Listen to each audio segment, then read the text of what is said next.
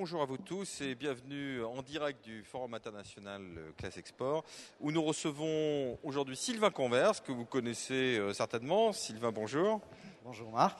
Vous êtes à la fois président de la commission internationale de la Chambre régionale de commerce et d'industrie. Vous avez de nombreux titres divers et variés, notamment aussi à la CCI de l'Aube, sur lequel vous êtes, je crois, trésorier de la Chambre de commerce. Tout à fait. Plus pour parler de l'international aujourd'hui, sur lequel nous avons une situation en Champagne-Ardenne qui est un peu spécifique. Quelle est un peu la situation en Champagne-Ardenne par rapport à l'exportation ? Tout à fait, Marc. La situation Champagne-Ardenne est spécifique. Je voudrais tout d'abord, en introduction, excuser le président Cravoisier qui devait être là ce soir, mais qui est retenu à la CFCI, donc que je représente au titre de l'international.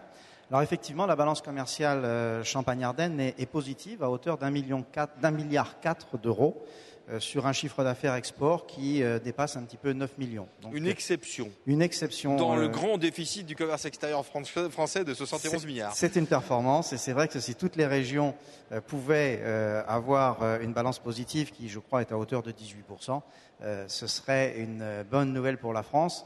Bon, néanmoins, dans nos analyses globales de balance commerciale, il ne faut quand même pas oublier l'aspect énergétique qui plombe très sérieusement nos chiffres, même s'il en est de même pour certains autres pays, et notamment nos voisins allemands, qui se sortent mieux de cette situation. Alors, qu'est-ce qu'on exporte ? Du champagne, bien sûr ? Alors, bien évidemment, le champagne ici en Champagne-Ardenne, comme le disait le président Bachib, porte bien son nom, notre région, puisque en 2011, et malgré la crise dite mondiale, eh bien, les exportations de champagne ont évolué de 5% en volume et de 9% en valeur. Donc, c'était une très bonne année 2011 sur le plan de l'exportation.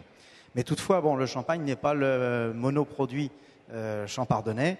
Nous avons une activité automobile relativement importante, pièces détachées et autres relativement importantes. Et plus globalement, l'ensemble de notre industrie n'a pas à rougir de ses performances. Nous avons de très très belles entreprises d'exportation dans notre région. On a eu beaucoup d'exemples aujourd'hui d'ailleurs d'entreprises champardonnaises qui fonctionnent assez bien. Alors on est dans une actualité un peu spécifique puisque je crois que vous venez de signer un accord ici en Champagne-Ardenne avec des partenaires du commerce extérieur et notamment avec UbiFrance. Tout à fait. Donc nous avons bien évidemment un partenariat privilégié avec UbiFrance que nous logeons au sein de la CCIR et avec qui nous avons des accords de partenariat, notamment dans les objectifs qui sont communs en termes de développement et d'animation du territoire. Au-delà de ça, bien évidemment, nous avons re-signé une convention la semaine dernière avec la région et les différents autres partenaires de l'exportation, COFAS, OSEO. L'équipe régionale de l'exportation. Voilà, l'équipe régionale de l'exportation. Comme ça résume l'ensemble. C'est la deuxième convention que nous signons de cet ordre-là. Et ça nous fixe bien évidemment des objectifs ambitieux pour une région de petite taille, puisque nous avons décidé par année de sensibiliser 350 entreprises à l'exportation, d'accompagner au minimum 15 entreprises et de mettre sur le marché une dizaine de VIE sur les différents pays avec lesquels nous sommes partenaires ou autres, selon la demande, bien évidemment. Alors, les gens ne se rendent pas forcément compte. Il y a combien d'entreprises qui exportent en Champagne-Ardenne ? Nous avons en Champagne-Ardenne un potentiel, je dirais, hors Champagne, parce que c'est une comptabilité spécifique qui se situe à 2000-2500 exportateurs. D'accord, 2500 exportateurs, 350 nouveaux exportateurs. C'est un objectif ambitieux. Ambitieux, mais je dirais, le résultat des années passées nous montre que c'est un objectif accessible. C'est pas facile d'y arriver, mais nous mettrons tous les moyens nécessaires. Alors, on est dans un contexte consulaire nouveau, puisque avec la réforme consulaire, normalement, donc, et là je parle à la Chambre régionale de commerce et d'industrie, il devait y avoir rationalisation un peu des réseaux. Est-ce que sur l'international, est-ce que c'est fait ? Alors, c'est d'autant plus fait, je dirais, que je fais partie de ceux qui ont créé, je crois, il y a plus de 6 ans maintenant, 6 ou 7 ans, donc à la précédente mandature, nous avons créé Champagne-Ardenne International, qui était un label propre, qui nous a permis déjà, à ce moment-là, de fédérer et de mutualiser les moyens des différentes chambres locales dans leur action à l'international. Donc je dirais, pour nous, ce chemin est fait. Bon, nous sommes maintenant sous le vocable CCI international, comme l'ensemble pratiquement du réseau consulaire français, puisque je crois que les dernières CCIR accèdent à ce réseau-là en ce moment. Donc la France et les territoires seront complètement couverts sous ce label-là. Et donc vous, en Champagne-Ardenne, donc ça s'est traduit par quoi? Est-ce qu'il y a des économies qui sont faites? Est-ce qu'il y a plus qu'une seule tête? Comment on appelle ça? En termes d'organisation, il n'y a plus effectivement qu'une seule ligne hiérarchique qui prendra son plein envol en 2013.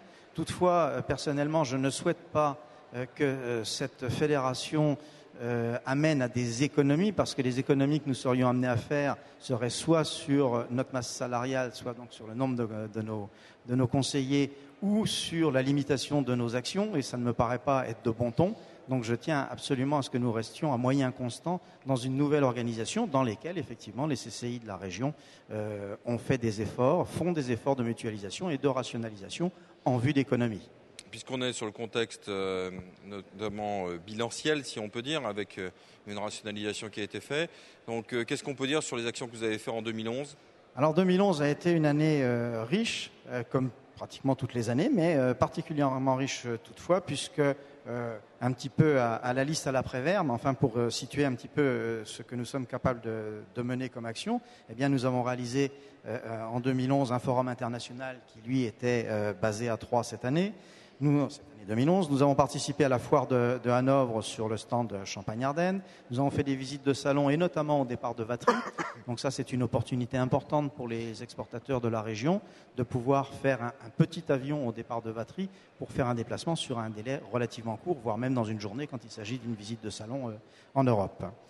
Nous avons fait aussi des actions transverses, la publication d'un petit guide qui fait quoi dans la région, la mise en ligne d'une newsletter Novosti spécifiquement dédiée au marché russe et aux pays de l'Est. Nous animons un club sur la Chine qui s'appelle le club Dayu. Nous gérons bien évidemment des missions et nous participons au MITEF. Donc beaucoup de choses, beaucoup d'actions. Et aussi beaucoup d'actions individuelles. Je ne citerai que Valide Export, Nouveaux Exportateurs, Optilog. Mais il y a beaucoup de gens dans le programme Nouveaux Exportateurs, là, puisqu'on citait... C'est un programme qui fonctionne bien. Nous en sommes, je crois, à sa 3e année d'exécution. On doit être à la 5e ou 6e session. Et à chaque session, nous avons... C'est un programme structurant, je crois. Très structurant pour amener les entreprises sur un nouveau marché cible.